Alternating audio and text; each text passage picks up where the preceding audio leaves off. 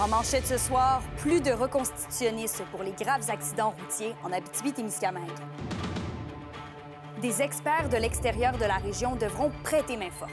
On n'aime jamais ça que des postes soient abolis en Abitibi-Témiscamingue. On est une région qui est dite éloignée, on a besoin de nos services. Des menaces tarifaires planent sur l'industrie du cuivre. C'est l'incertitude qui est générée. Le contexte est déjà fragilisé avec les tensions géopolitiques qu'on a depuis plusieurs mois, avec également une surproduction. Et les paramédics se font entendre à Rouyn-Noranda. 8 dates dans les 3 ou 4 prochaines semaines, donc pour le mois de juillet, là, qui sont prévues pour poursuivre les négociations.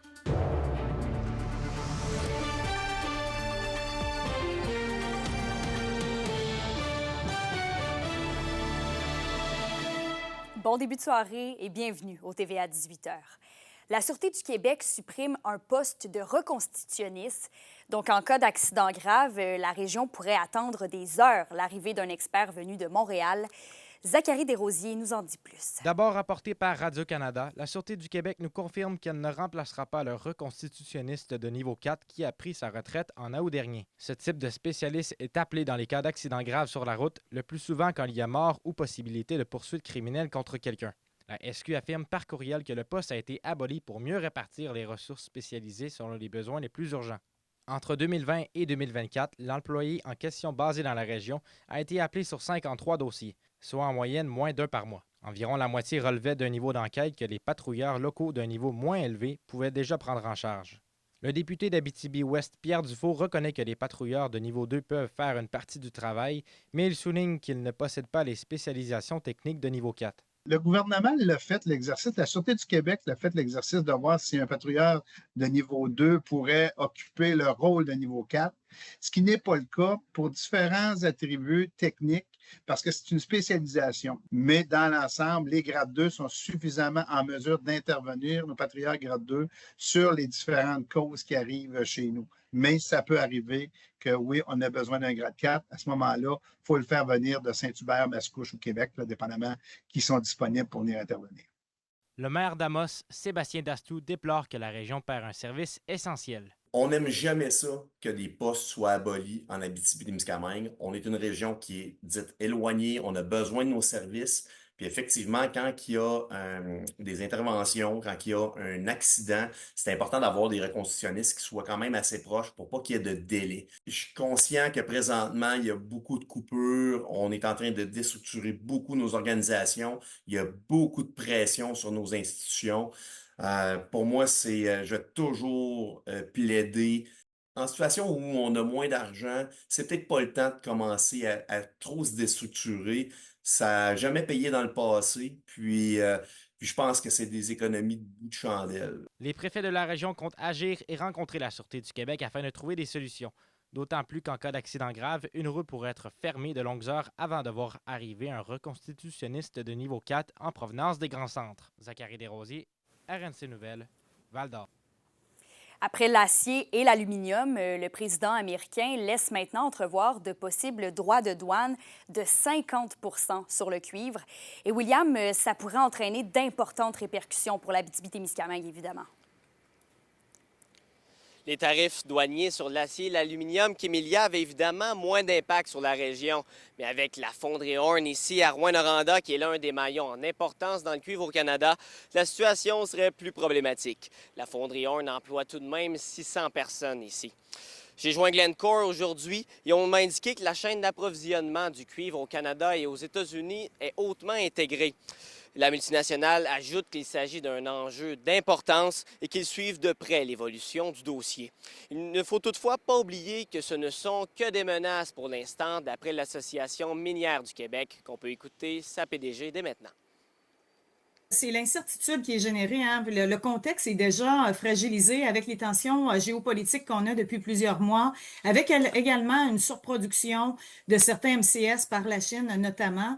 Alors ça, c'est une étape de plus, c'est une couche de plus. C'est certain que nos industries sont résilientes et ils vont vraiment regarder toutes les possibilités. Je pense qu'avant de parler de perte d'emploi, c'est surtout là, de voir qu'est-ce qui peut être fait. Et William, vous l'avez dit, les États-Unis sont tout de même l'un des grands partenaires commerciaux du Canada pour le cuivre. et j'irais même jusqu'à dire le plus grand partenaire pour le Canada. Une très grande partie du cuivre traité au Québec, que ce soit à la fonderie Horn ou à l'affinerie de Glencore à Montréal, est envoyé directement chez nos voisins du Sud. Le directeur général de l'Association d'exploration minière du Québec explique que toutefois que le président Trump, s'il va de l'avant avec ses droits de douane, que ça risque d'avoir des conséquences chez lui également. La grande partie du marché est quand même américain, mais il faut aussi se dire que les Américains se nuisent plus qu'autre chose s'ils font ça, parce que 50 du cuivre qu'ils utilisent vient de l'extérieur, principalement du Chili, du Canada et du Mexique. Donc, ils se verraient probablement imposer des tarifs à eux aussi qui feraient augmenter le prix du cuivre que les Américains utilisent. Le secrétaire au commerce américain, Howard Lutnick, est resté flou sur la possible entrée en vigueur de ces tarifs de 50 %. Il a évoqué la fin juillet, peut-être 1er août. Et la ministre de l'Industrie, Mélanie Joly, plutôt, dit déjà être en contact avec Glencore et se donne comme objectif d'être déjà en mode solution. Ouais, nous aussi, on va suivre ça de près. Merci, William. Au plaisir. Et maintenant, après 4 jours de grève, les paramédicaux de la région accentuent la pression.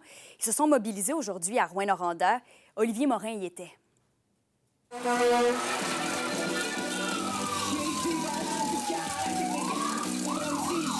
Ils étaient plus d'une dizaine réunis aux intersections du boulevard Rideau et de la 15e rue dans le but de distribuer des dépliants aux automobilistes. Aujourd'hui, on fait une distribution des tracts pour informer la population et les réconforter en leur laissant savoir que le service à la clientèle va être le même qu'avant. En plus d'actions de mobilisation, les syndiqués ont également mis en place des moyens de pression. La reconduction là, des escortes infirmières là, suite à des transferts, ça fait partie de ça. Bon, il y a une liste très exhaustive là, qui a été établie suite à des négociations avec le tribunal, entre les deux parties devant le tribunal administratif du travail.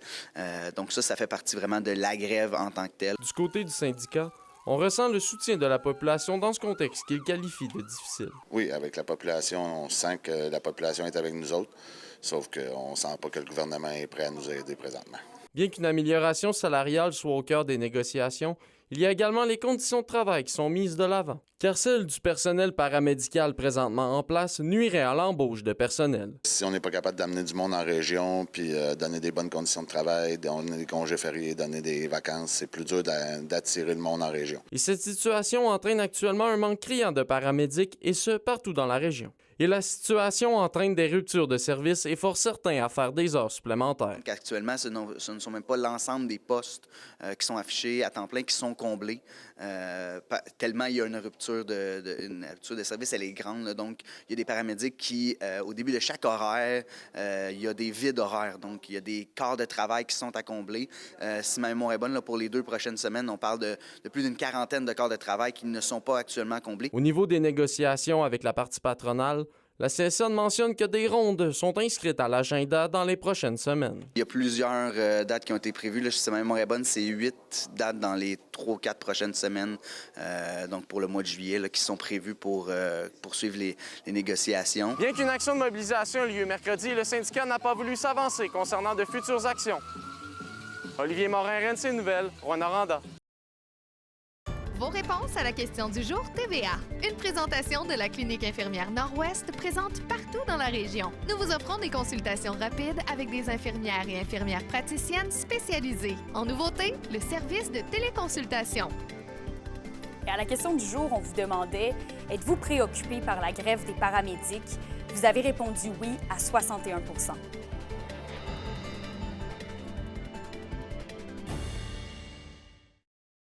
Là, Amos, il faut qu'on se parle, là. Puis c'est bon pour l'ensemble du Québec. Des commentaires haineux sur les médias sociaux, ça n'a pas sa place. On peut pas traiter le monde de mongol, on fait pas ça dans la rue, on fait pas ça non plus sur les médias sociaux. Le maire d'Amos, que vous venez d'entendre, voulait rappeler l'importance du respect, principalement après que des commentaires qui ont été émis sur les médias sociaux après l'annonce du projet d'entrepôt municipal de 4,4 millions de dollars. Après 10 ans à la tête de la ville, il affirme avoir développé une solide tolérance, mais il souligne que les critiques visant l'organisation affectent l'ensemble des travailleurs, sous-traitants et contractants. Et puisque ce climat peut devenir démoralisant, Il soutient fièrement les employés municipaux et invite les citoyens à exprimer leur désaccord sans tomber dans l'intimidation. Les gens, là, ils sont pas nécessairement méchants non plus, là. Les gens, ils sont tannés, ils veulent plus, ils trouvent qu'ils payent trop cher de taxes, trop cher d'impôts. Tu sais, des fois, là, ça fait du sens, là. C'est juste que c'est de la façon de le dire, la façon de l'apporter que ça devrait pas être comme ça. Puis il faut pas laisser passer non plus. Là, je pense, entre autres, aux élections municipales qui s'en viennent. On fait beaucoup de promotions avec l'Union des municipalités du Québec, la Fédération québécoise des municipalités, pour attirer des jeunes, attirer des femmes, attirer du sang neuf en politique. Puis quand je vois ça passer, je me dis, tu sais, dans quel monde qu'on est, là? Moi, je vais faire la promotion pour emmener des gens dans quelque chose qui est des fois très difficile à vivre. Puis tu sais, on fait juste du mieux qu'on peut avec notre expérience, avec notre vécu, avec comment est-ce qu'on le sent aussi. Puis on fait des bons coups, puis on fait des moins bons coups. Et d'ailleurs, toujours à Amos, les citoyens pourront profiter d'un nouvel accès à la rivière Aricana grâce au réaménagement du nouveau quai Desjardins qui est situé au centre-ville. Il est d'une grandeur de 240 pieds par 8 pieds de large. C'est un projet du club nautique d'Amos d'une valeur de 210 000 $. L'objectif de la Ville est d'augmenter l'achalandage, mais aussi d'offrir à la population un meilleur accès à la rivière qui longe Amos. Et sur un tout autre sujet, depuis quelques semaines, de nombreux risques d'exposition au virus de la rage ont été signalés à la Direction de santé publique, principalement en lien avec des personnes qui ont touché ou manipulé des animaux sauvages. L'Organisation de santé rappelle que la rage est une maladie mortelle et qu'il n'est jamais recommandé d'approcher ou tenter de manipuler un animal inconnu, même s'il semble inoffensif. Si un animal sauvage vous a attaqué ou que sa présence comporte un risque pour votre sécurité, vous pouvez faire un signalement à SOS Braconnage Urgence Faune sauvage. L'indice boursier minier au TVA Nouvelle 18h est une présentation de GFM Groupe Financier. Dirigeants d'entreprises et particuliers, fiez-vous aux experts de GFM pour vos placements, assurances de personnes et assurances collectives. Car pour vous, ils vont au-delà de la finance. Après la pause dans la chronique culturelle, vous le voyez, je mets carrément ma dignité de côté pour être solidaire avec les enfants parce qu'aujourd'hui, c'est le cirque spectaculaire à Malartic.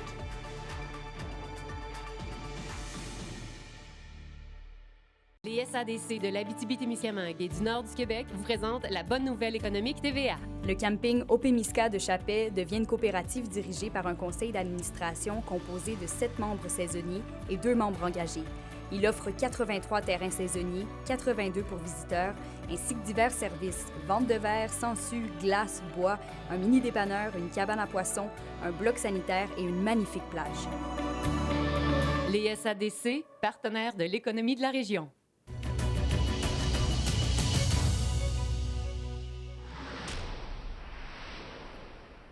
Au culturel, Sarah Maud, bon là, il faut vraiment que j'essaye de pas éclater de rire. T'as enfilé ton plus beau nez rouge pour nous amener à Malartic pour le spectacle Cirque spectaculaire. Effectivement, Kémilia, je me suis forcée, je me suis mis dans l'ambiance du cirque aujourd'hui du côté de Malartic, en plus avec plein de belles bubules. Qu'est-ce que vous voulez demander de plus ce soir, dans moins d'1 heure, au centre Michel Brière? Le centre va se transformer complètement en mode cirque. Un peu comme en ce moment, je me sens dans l'ambiance déjà et les spectateurs auront la chance de voir des artistes du cirque, je suis énervée, là, qui viennent des 4 coins du monde. On parle entre autres des frères Salas, des clowns, c'est mes frères dans le fond qui viennent du Chili. Aussi, la famille Alegria, c'est des acrobates aériens et jongleurs de l'Espagne et du Mexique. On compte aussi la troupe Argent Dance, des danseurs professionnels de l'Argentine. Bref, il y a vraiment plein de surprises ce soir à 19h du côté de Malartic.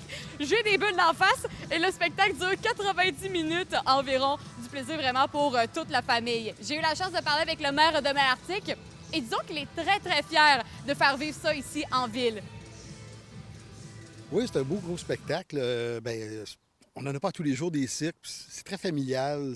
Ça attire de 0 à 99 ans, je dirais. Des jeunes enfants aux adultes peuvent être émerveillés. Puis ça fait une offre différente un peu des classiques habituels. C'est pas tous les jours qu'on voit des acrobates, qu'on voit des trapézistes, qu'on voit des clowns artistes, jongleurs. C'est fascinant, le cirque, ça l'a toujours été. Puis je pense que c'est une belle occasion, je pense, de divertissement aussi. Le cirque s'arrêtera également du côté de la Sarre pour 2 représentations demain, soit à 16h30, mais également à 19h. Je suis certaine que ça va honnêtement vous impressionner. Autant que moi, j'ai eu la chance de voir la pratique et c'était complètement fou. En tout cas, on espère te voir dans le spectacle, Sarah Maud. Mais là, on reste dans l'univers du cirque, mais cette fois-ci pour nos tout-petits de 0 à 5 ans. Effectivement, Kémilia, demain, dès 10h, la Maison de la famille de Rouyn-Noranda vous invite pour une activité de cirque qui va plaire à toute la famille et c'est destiné aux enfants de 0 à 5 ans. C'est sous le thème, évidemment, de cirque au centre communautaire. Au menu, des stations de jeux à découvrir à leur rythme en famille. C'est une activité qui est gratuite, qui nécessite aucune inscription, mais également qui demande à ce qu'un parent soit là pour surveiller leur enfant. Les enfants, honnêtement, comme je vous dis, vont être accompagnés avec bien du plaisir. Et voici à quoi on peut s'attendre dans ce genre d'activité. Dans le fond, nous, on s'installe soit à l'intérieur ou à l'extérieur si jamais il fait beau. On a différents tapis d'activités. On a des activités moteurs, on a du bricolage, des activités sensorielles. On a aussi des jouets pour les plus petits, les 0-2 ans, des tapis d'éveil pour les bébés. Fait qu'on a vraiment un peu de tout. Fait qu'ils peuvent s'attendre à, c'est ça, venir s'amuser avec leur enfant. C'est sous forme de jeu libre. Donc, ils viennent. Nous autres, on a tout le matériel installé. Ils repartent, puis c'est nous qui ramassent. Fait qu'ils peuvent s'attendre à s'amuser sans tout le ramassage à la fin. En plus de l'activité, demain matin, dès 10h de cirque, il y a une autre programmation complète qui va se poursuivre tout au long de l'été de la Maison de la famille de Rouyn-Noranda. On parle entre autres de demain dès 13h au centre communautaire à Évin. On vous prépare l'activité « Ma famille et moi ». Après ça, il y a une vente trottoir qui est organisée au quartier centre piétonnier le 17 juillet et ce, toute la journée. Bref, je vous invite à aller consulter la programmation complète de la Maison de la famille de Rouyn-Noranda sur leur page Facebook. Ouais. Oh, je pense que c'est encore à vous, Sarah Maud. Oh! Merci beaucoup. Oui, excusez-moi, Kémilia. Je suis trop énervée. Je suis dans une ambiance de cirque. Mais bref, comme on vous dit, là, aujourd'hui, c'est un mode 100% cirque. Puis honnêtement, là, ça me donne envie d'aller me pratiquer à jongler. Là. On est rempli partout de cirque. Là. Ben ouais, on a bien hâte de voir ton évolution, en tout cas. T'as le temps d'aller te pratiquer, mais pars pas trop loin. On se retrouve dans quelques minutes pour la météo. Merci, Sarah Maud. Il y aura un vétéran de la LHJMQ derrière le banc des conquérants de la Sarre la saison prochaine. On vous donne tous les détails après la pause.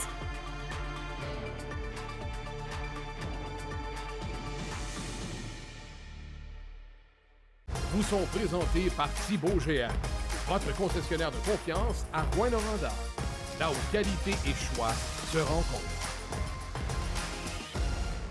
Les conquérants de la Sarre, l'équipe de hockey M18-2A, ont un nouvel entraîneur-chef pour la prochaine saison. C'est Patrick Morin qui dirigera l'équipe, lui qui a déjà joué pour l'organisation lors des saisons 94-95 et 95-96. Il s'est ensuite tourné vers l'arbitrage. Il a même été juge de ligne dans la LHJMQ pour plus de 850 matchs au cours des 25 dernières années. Même s'il en sera à sa première expérience derrière le banc du hockey mineur, le président de l'équipe a pleinement confiance en M. Morin pour encadrer les joueurs. La météo, une présentation de Nicole Auto de la Sarre, la capitale du pick-up. Où vous y trouverez toujours le meilleur choix, toujours le meilleur prix. À la météo, Sarah Maud, est-ce que la pluie va gâcher nos plans pour la fin de semaine? Oh non, Kémilia, parce que oui, c'est vrai qu'au milieu de semaine, on va mettre nos bottes, mais dès vendredi, on va pouvoir ressortir nos gougounes. Pour ce soir et cette nuit en Abitibi, ça va être nuageux avec 60 % de probabilité d'averse, risque d'orage également avec un minimum de 13. Au Témiscamingue maintenant, partiellement nuageux, 40 % de probabilité d'averse et risque d'orage minimum 14 degrés. Demain, en Abitibi, alternance de soleil et de nuages avec un 30 de probabilité d'averse et également un risque d'orage. Maximum 27, ressenti 31. Pour ce qui est du Témiscamingue maintenant, alternance soleil et de nuages avec un 40 de probabilité d'averse et également un risque d'orage. Maximum 26, ressenti 31. Bref, là, oui, c'est vrai, Dame Nature n'est pas super contente ce temps-ci, mais c'est une question de temps avant que le beau temps revienne.